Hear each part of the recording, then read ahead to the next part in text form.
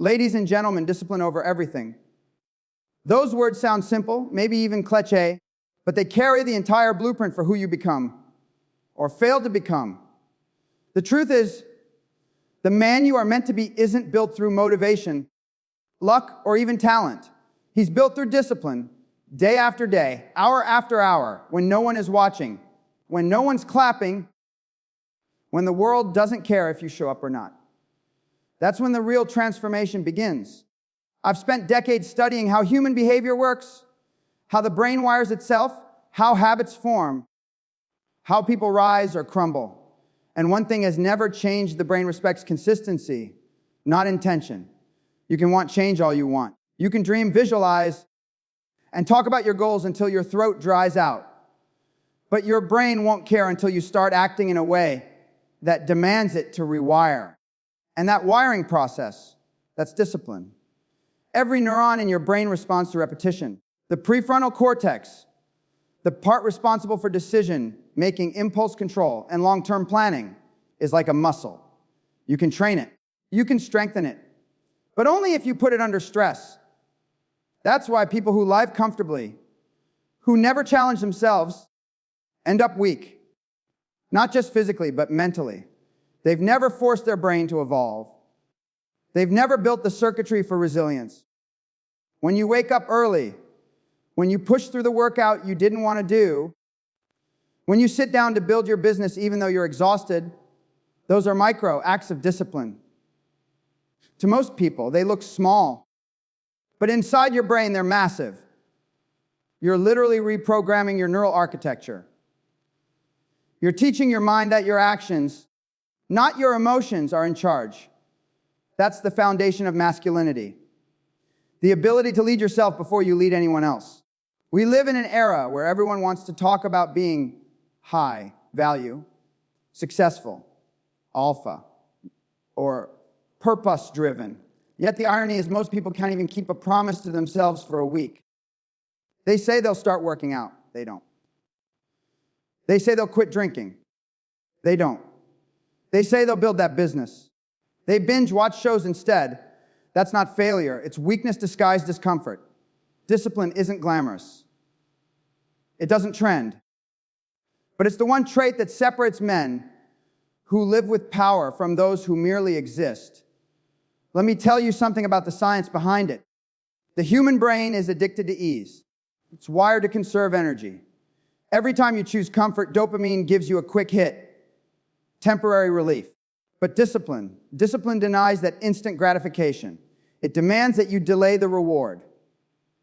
And every time you delay the reward, you build psychological toughness.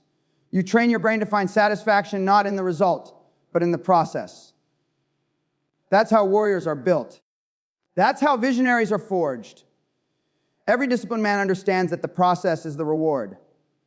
I've worked with men who had everything: money, status, fame, and still felt hollow because they'd built an empire outside of themselves, but not inside.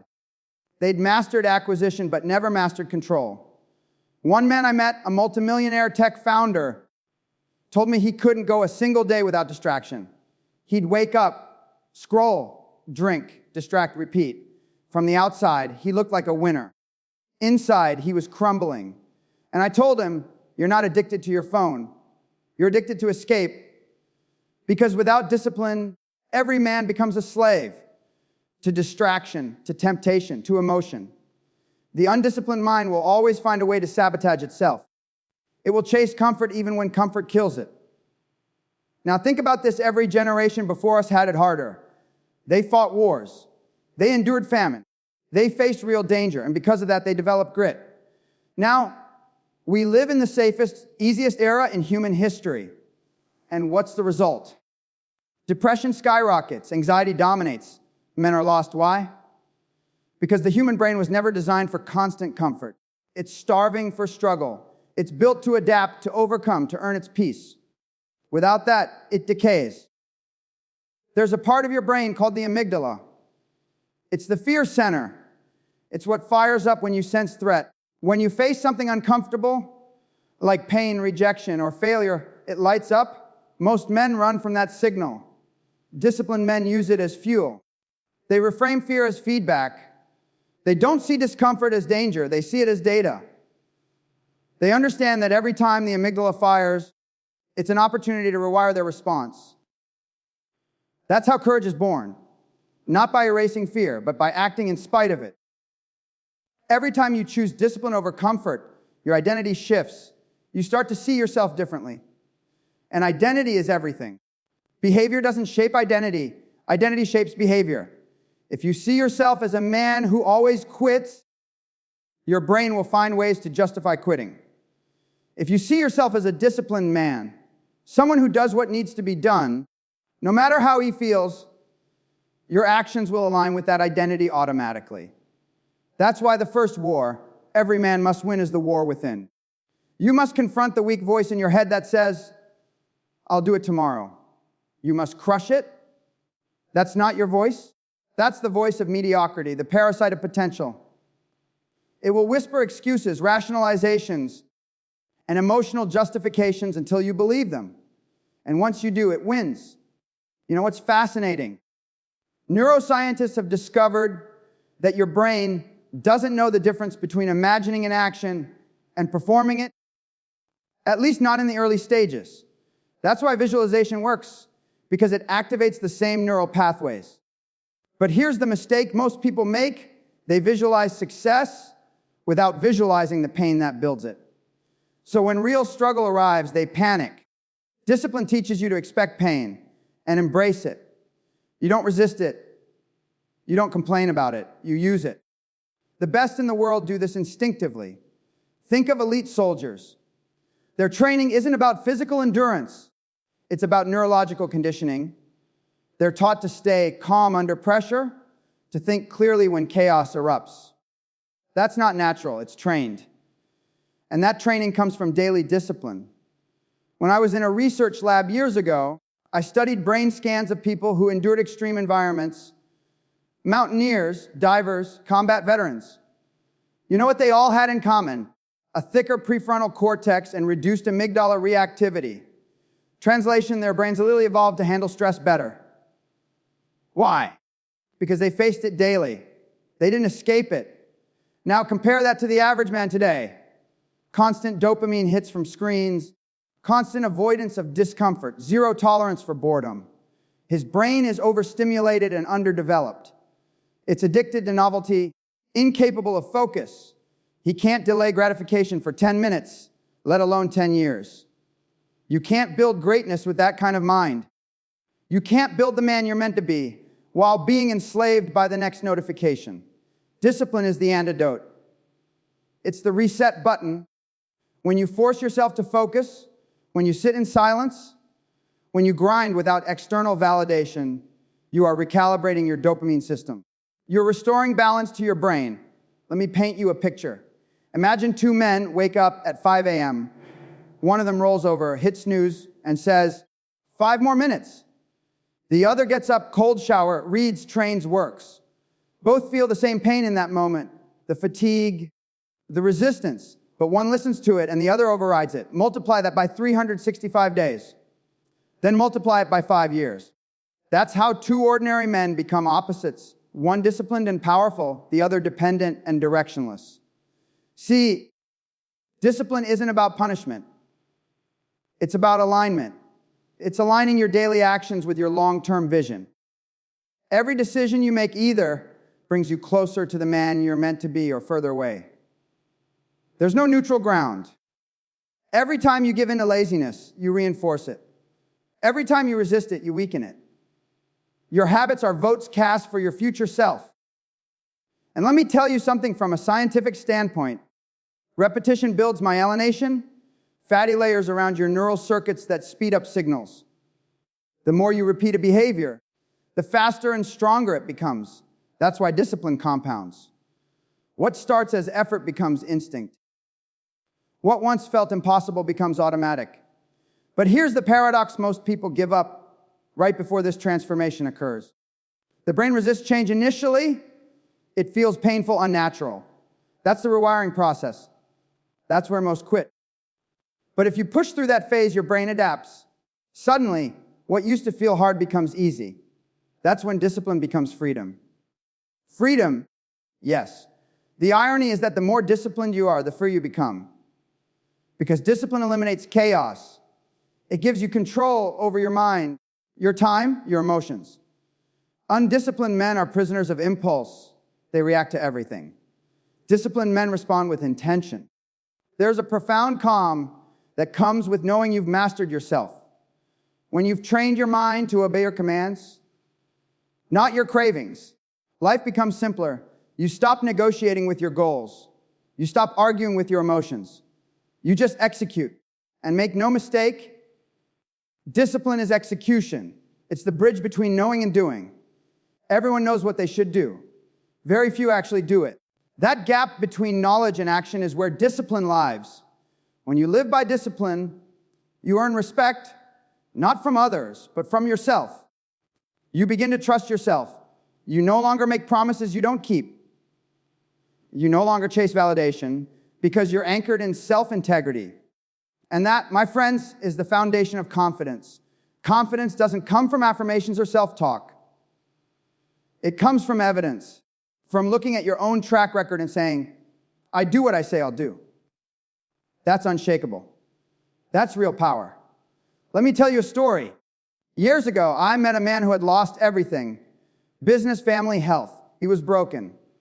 He came to me desperate to rebuild his life. I didn't give him motivation. I didn't give him hope. I gave him rules. Wake up early, exercise, eat clean, read, work, reflect, sleep, repeat. That's it. 6 months later, he came back. Different posture, different energy. He said, I finally feel alive again. What changed? Not his circumstances, his discipline. He took back control. That's what every man is chasing when he says he wants success. He's chasing control, the ability to steer his life instead of being tossed around by it. But discipline isn't built in a day. It's built in moments. The small, invisible moments when no one is watching. When you choose to work instead of scroll. When you choose water over whiskey. When you choose truth over comfort.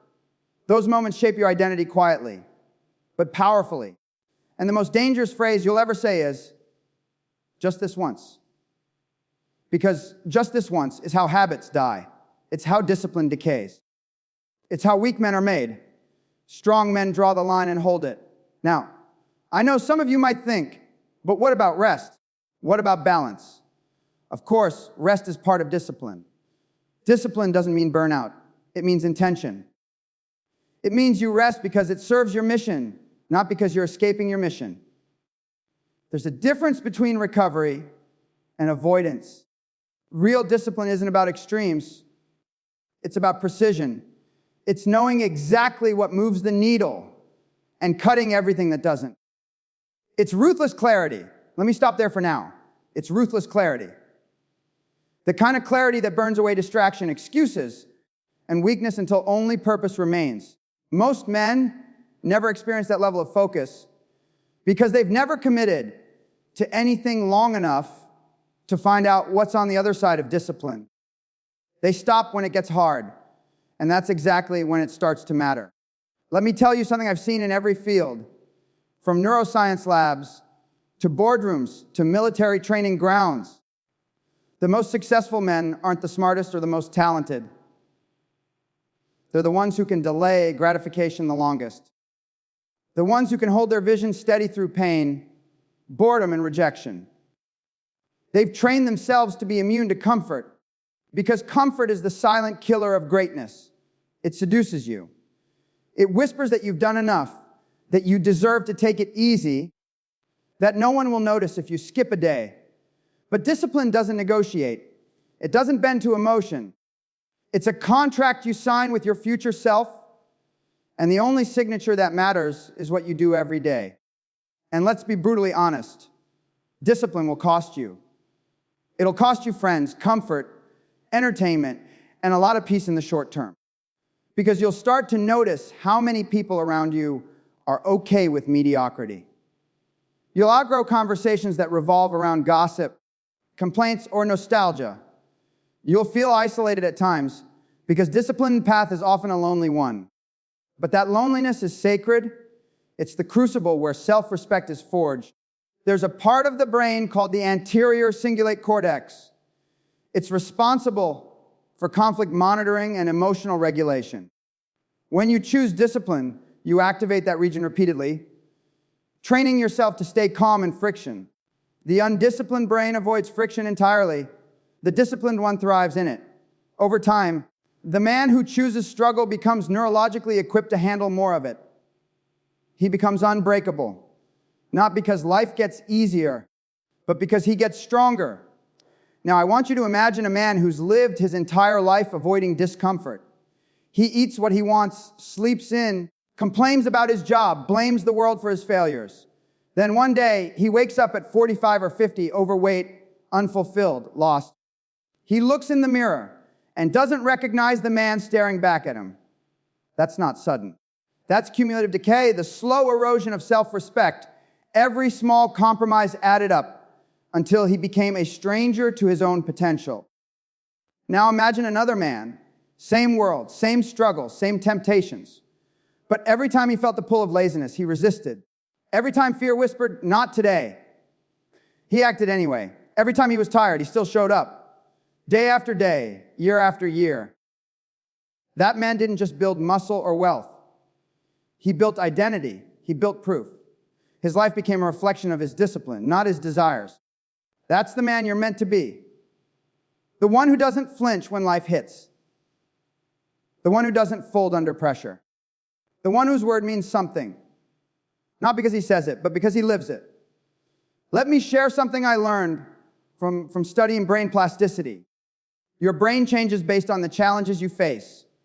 The more you push it to adapt, the more capable it becomes. Think of it like lifting weights. Stress is the resistance, discipline is the form, and strength is the result. When you avoid struggle, you rob your brain of the chance to grow. When you embrace it, you evolve. That's how transformation happens, not in motivation, but in repetition under pressure. And that's where men are built, in the repetition. You don't become a man by declaring it. You become one by proving it every day through your actions, through the discipline to do what's required, not what's comfortable. Let's talk about something deeper, emotions. We live in a culture that glorifies emotional expression, but forgets emotional control. Real strength isn't suppressing emotion, it's mastering it. The disciplined man feels everything: fear, anger, sadness, but he doesn't let those emotions dictate his actions. He observes them, processes them, then moves forward. That's emotional discipline. That's psychological dominance. In neuroscience, we call it top-down regulation. It means your higher brain, the prefrontal cortex, overrides the primitive brain. The disciplined man operates from this upper level of consciousness. The undisciplined man lives in the lower brain, reactive, impulsive, constantly hijacked by whatever emotion shows up. Discipline is what separates instinct from intention. It's what turns chaos into control. Now, let's get even more personal. Every one of you has a vision of the man you could be. You've seen flashes of him. He's sharper, leaner, stronger, more decisive.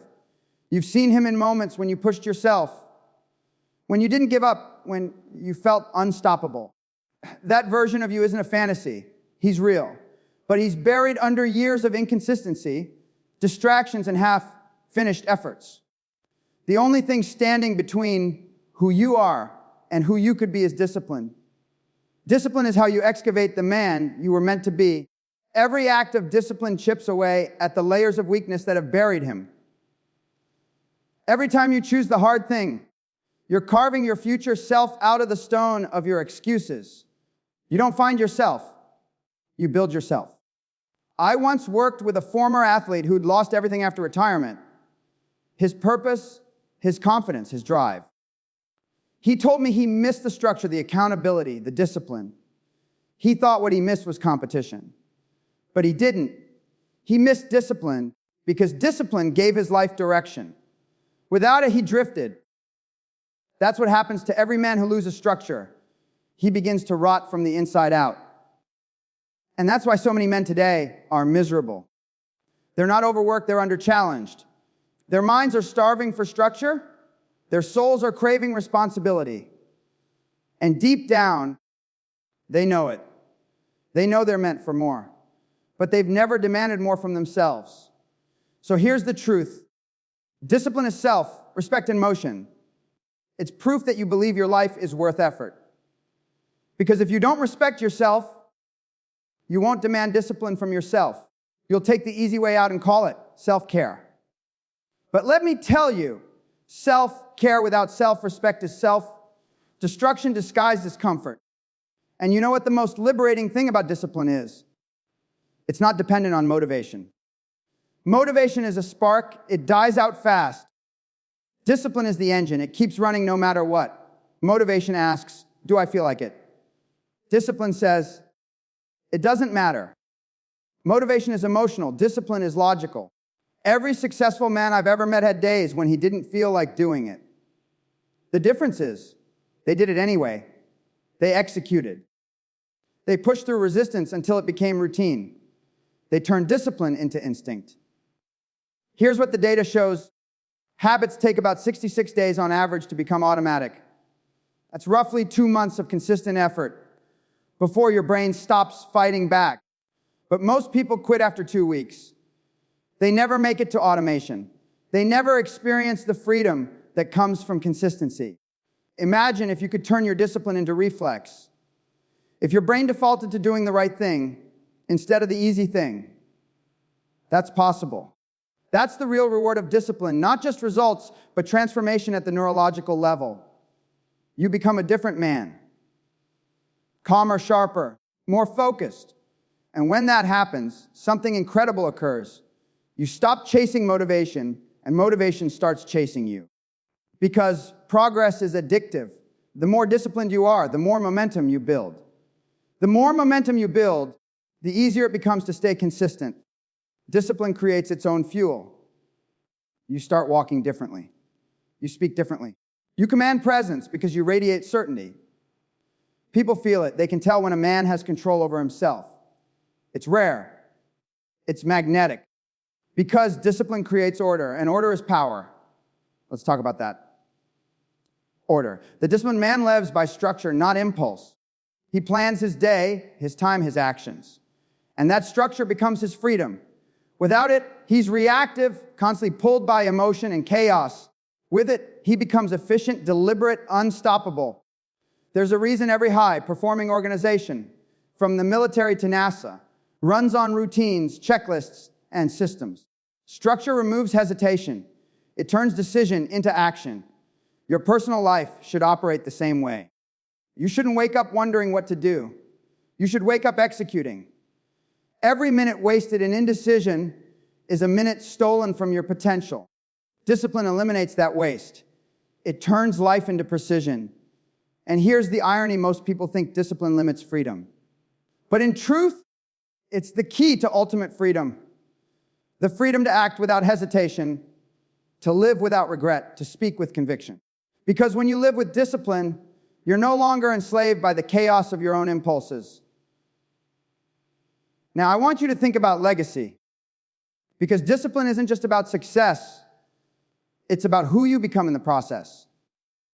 Someday, people will look at your life and either say, hey, was consistent, or hey, had potential. Those are two very different eulogies. One is earned through daily effort. The other is lost through daily excuses. You're not building a career. You're building character. Every action, every decision, every sacrifice, it's all writing the story of your life. And that story will either inspire people or serve as a warning. Discipline decides which one it will be. There's a reason the greatest men in history, scientists, leaders, philosophers, all preach the same thing: mastery of self. Because everything external, wealth, power, influence, is fleeting without internal control. Discipline is how you master yourself. It's how you earn the right to lead, to build, to impact. The man who can control his impulses can control his destiny. The one who can't will always be controlled by someone who can.